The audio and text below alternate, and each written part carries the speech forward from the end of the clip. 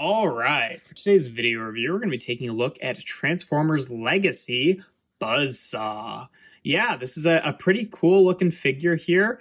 He's part of like a weird little sub-wave of the Legacy line that's just 3 figures and is exclusive to Walmart. It's Buzzsaw and Beast Wars Sandstorm, and then also Night Prowler, which is just a repaint of Cheetor. I picked up him and Sandstorm. Didn't really feel the need to pick up Night Prowler. Just wasn't really sending me. I like Snow Leopards, but I don't know. I didn't need another Cheetor repaint. But yeah.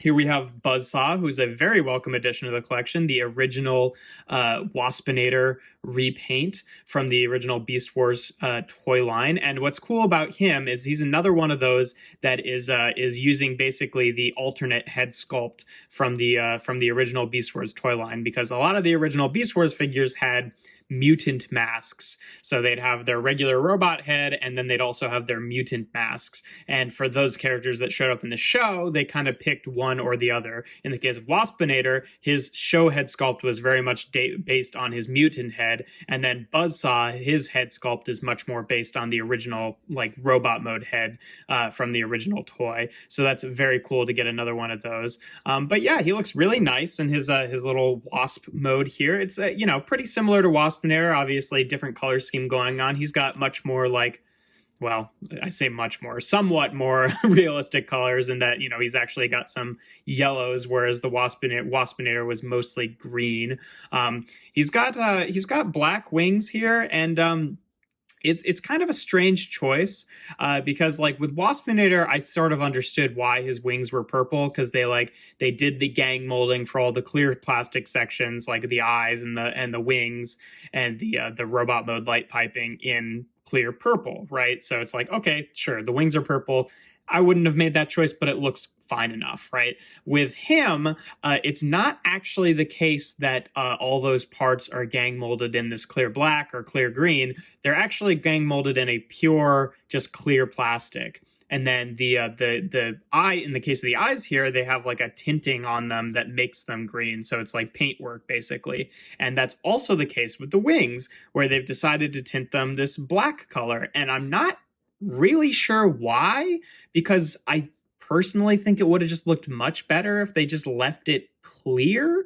It's not the end of the world. Like, it's not really that big a deal. Like, I still think he looks fine. It's just like kind of a perplexing choice, because it's like, it's not like, oh, they would have had to go like way out of their way to make it like a better looking color. It's like that's the color it was molded in, and then they've decided to like paint it black. Like, you could still see through it for the most part, but it definitely is a lot less translucent than it would have been if it was just the clear plastic, and I think that would have looked fine. So kind of a confusing choice, but not the end of the world. In terms of articulation, he's exactly the same as Waspinator. Obviously, he's no remolding in this mode. You can open up his little teeth there. You can rotate around his little antenna. His wings are on ball joints here. This one's a little bit loose. This one feels fine.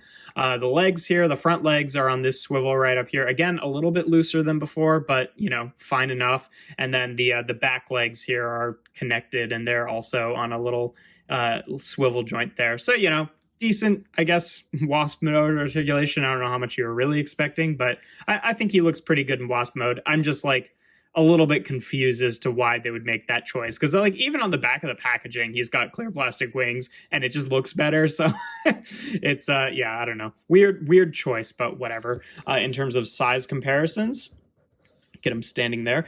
For the standard one, here he is with Kingdom's side swipe, just so you can see what he looks like with a car. Here he is with what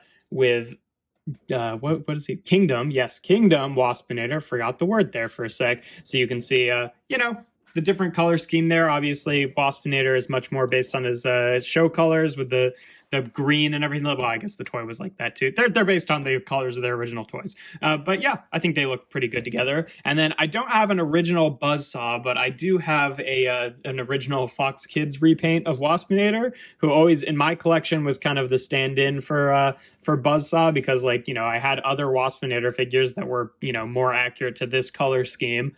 So I had him as Buzzsaw, even though he's not really the right colors, but just as the other guy, because he's got the head gimmick. And yeah, I think they look good together. I think that it's obviously a better looking Wasp mode than the original, mostly just because it's got 6 normal legs rather than the humongous weird giant legs. But still a charming figure nonetheless. In terms of transformation, obviously he's exactly the same as Waspinator. No differences there. So you just want to take his feet here and fold them down, and then take this whole leg section, and it kind of clips over these bars on the arm here. So you just want to unhook that and bring this down. Then the arms will unpeg from the side of this little armature here, and you can fold them out just like that and rotate his hands forward. Come on, there we go. And then you can kind of rotate the bug legs to the back. Then this purple armature here is kind of clipped in really securely into the into the back section here. Oh gosh, on both of them, I think that this is just like way too tight, and you kind of have to like pry it out, which doesn't feel good. But once you get it, obviously it's no problem. And you swing that around, bring his legs down, and then this section here, this little purple tab right there, is going to slide into this section here. And you can just like clip it in, but it's not as bad on him, but on Waspinator, that was like not a very tight connection, so it would kind of unpeg itself a lot. So what I usually do is I try to like actively try to slide it in rather than just like pulling it straight out, because then that would only make that connection weaker over time, because you'd just be like grinding down the plastic there, and it's not great weak as it is. So I always try to slide it in that way, so you're not really like eroding the plastic at all. And then you just unfold his feet here, swing these bug legs to the back. Then his head here just splits open. Well, I guess you have to unpeg it first and then rotate out his robot mode head, split the bug head, and just bring it out to the side. It's on tiny little sliders, only goes about that far. And then you want to bring this down, and then this armature, these 2 little tabs on the armature are hard to see because it's all black plastic, will go into these 2 little slots in the back of his backpack here. And then the bug mode head will close it up here. Come on. Rest on the chest just like that. You can flip up the little antenna, and there you have Buzzsaw in his robot mode. And yeah, he looks pretty good. You can check out the new head sculpt here, looking quite accurate to the original toy. Definitely has the shape right there. I will say that the particular yellow plastic that they use is it's kind of detail eating. Like his head looks a little bit fuzzy unless you're looking right up on him, which is kind of a bummer, but that's pretty typical for a lot of yellow plastics. But otherwise, it looks pretty good. I love the new color scheme here with the purples and the little splashes of green. Ultimately, I think he looks really good. His weapon obviously is just the same as Waspinator. It's just stored in the back here. I will say that if you look at him with Waspinator, he doesn't have quite as much paint on the back here, which is fine. It differentiates them a little bit, but and I guess, freed up that paint to be used elsewhere. But I kind of would have preferred they keep that and maybe just leave the wings clear. I don't know. Again, weird choices. But yeah, you can just unpeg that and peg it into his hand here. And I think that looks pretty good. In terms of articulation, the head is on a ball joint here. You get a little bit of wiggle back and forth. It's pretty good range. And then obviously you can rotate all the way around. The shoulders here are on swivels, and then a hinge out to the side, obviously bumping into legs along the way. It's got a bicep swivel, about 90 degrees of bend at the elbow, wrist swivel, which is nice. He does have a waist cut, which is nice. It does kind of bump in his little, pincers here, but it still works overall. His hips can go forward and back, out to the side about that far before the legs start bumping into things. He's got a thigh swivel, which on him is a little tight. He's got about 90 degrees of bend at the knee there. And then the ankles can tilt out to the side, and then you can adjust the heels to kind of act a little bit as like a forward-facing ankle tilt, but not really. And then he can tilt back just a little bit. So yeah, pretty decent articulation. Obviously, very similar to Waspinator. And speaking of Waspinator, let's get into some size comparisons.